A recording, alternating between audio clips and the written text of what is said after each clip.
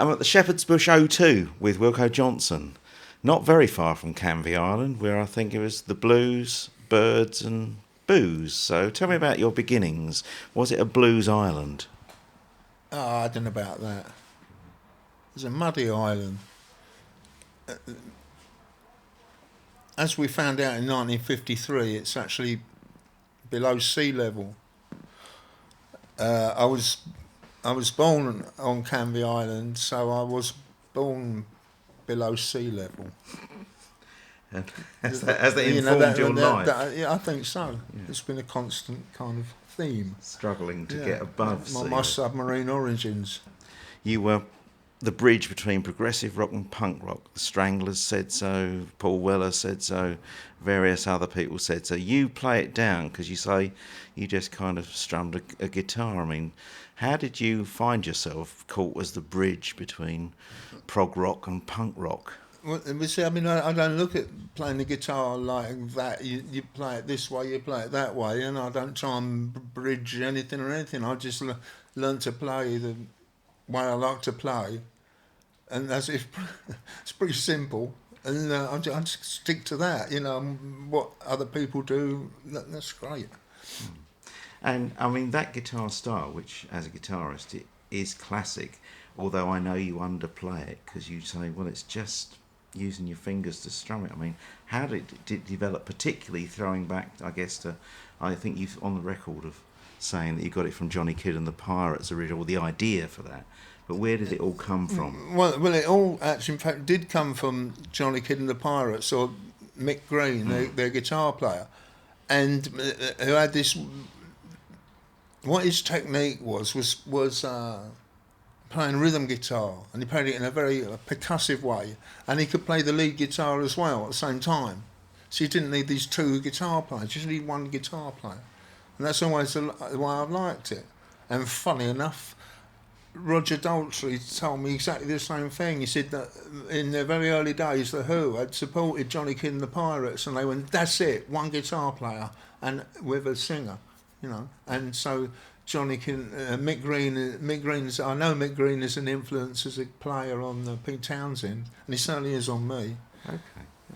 Yes, I mean, before you became a guitarist, you were an English teacher, I think, and you spent some time in Goa as a hippie. I mean. Oh, I was all over as a hippie. Kathmandu. Yeah. I was in Afghanistan. Really?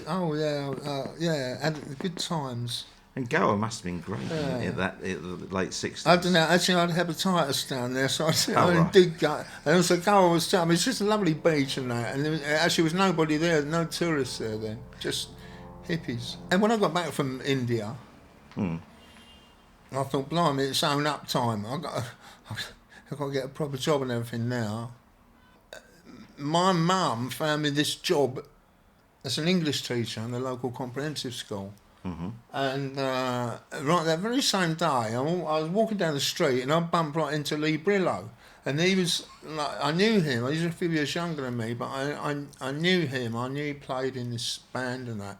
And he was a solicitor's clerk at that time, and he was dressed in a pinstripe suit, three-piece suit, and his hair was cut short. And I'm still kind of like a hippie, and I think fucking he looks really mean. And we start talking, and he tells me he's got this band, but their guitar players left. And I'm thinking, oh, God, I've still got my guitar, you know. And he keeps on talking, and he won't say the question. And I don't say it either. So after about 20 minutes, we parted company. So you never joined? Thinking, and then a little while later on, John B. Sparks come knocking on my door. I said, do you want to join our band? And I said, yes. So he was a bit more direct. Yeah, so we started the band. Okay. And your trademark really is, well, I've got one of them here in the form of this curly lead, and you're dragged back and forth on the stage by these things. But when I bought these, they were very unreliable. Are yours somehow better? No, they're not. They're very, very noisy, and you wouldn't want to use one in the studio or anything. But yeah. I do like them. Well, the red ones I use. I do like them because it looks like I'm on a spring or something. Well, and it does. And also because with a straight lead, I do trip over the bloody thing. And with a curly lead, it's up above the ground, so you're not in danger of tripping over. It puts a strain on your jack socket, I suppose. Now I don't bother about that sort of thing.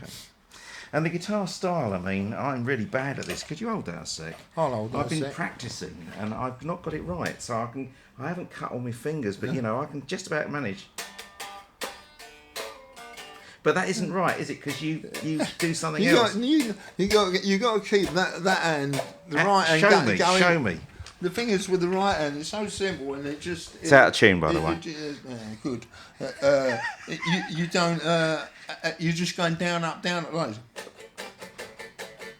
that. It doesn't change. Yeah. And you're putting them little fills in.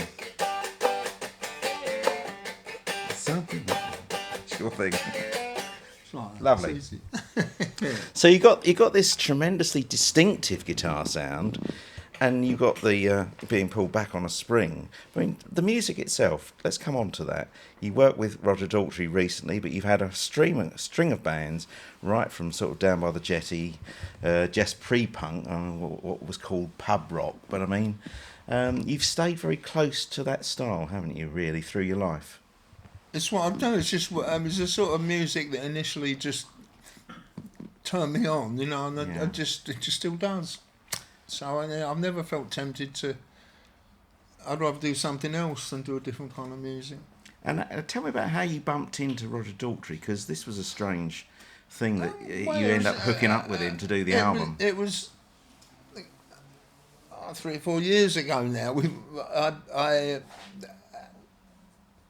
I was talking to Roger. It was at some awards ceremony or something. All right. And we were just chatting, and we didn't know each other, just well, kind of slightly. Mm-hmm. And we've been chatting. And then he suddenly said, you know, we should do an album together. And I went, oh yeah, that'd be pretty good. And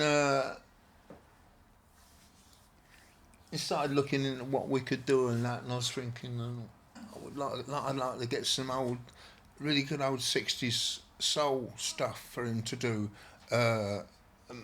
Not stuff that's been flogged to death, you know, but there's a lot of good stuff there. Started looking for that kind of material. Anyway, and we never got it together. It got kind of put on the shelf, and we went and did whatever we did. And then when Roger heard that I got cancer, he came for a couple of seconds and said, let's do that album. So I said, well, we better do it quick. In fact, we did do it quick. It took us 8 days. Yeah. I think it's the quickest one I've ever done. And it's normally 8 months, you know, with bands now making albums. Yeah. And, so it was made much more like records would have been made at that time, in fact. Exactly, you know, and it was all, you know, we didn't do more than 2 takes of any number, and there's just no time to mess around with it. You just got to record it live in the studio, you know, as it is. You're not recording it with the idea you can muck about with it later on. So, I mean, coming on to that, you've cheated death, and I do remember an interview you said, someone's asked you what you're going to do next, and you said, I don't know. Have you thought about it since? No. So what's coming up, really, apart from this tour, I mean, for you? Well, I don't know, you know. I am still getting used to the idea that death is not imminent. You see, you know, and I'm finding it difficult to, I don't know, work out what's real and what is not anymore. You know, I mean, I spent a whole year thinking I was going to die. I mean, absolutely sure, and then just to suddenly, for that all to change. Well, not suddenly, because you've got to go through this hideous operation and months of lying on your back and full of tubes and stuff, and you know, it was pretty tough, and then a long time regaining strength, which is still only just coming back. I hope. Should be all right in a couple of hours' time by the look of it. But so you know, so it's been a strange time. All right, are you planning to do any more recording shortly? Well, yeah, we do want to do that. We, you know, I mean, I obviously, you know, people are thinking about doing another one with Roger, which I'd like to do. But of course, Roger's very, very busy this year with the Who 50th anniversary and all that. So, but we do want to and probably fishing. I mean, I'm just gradually getting started again. As it all starts again, and one of the things that will start again, I surely hope, is we will be recording. Yeah. Wilko. I mean, I've been writing some stuff. Ah, excellent. So you're preparing, and you've just got to get Roger down at a fishery, haven't you? I guess. Yeah. I'll tell him I've got a sick trout on my hands. Yeah. Wilko Johnson, thank you very much.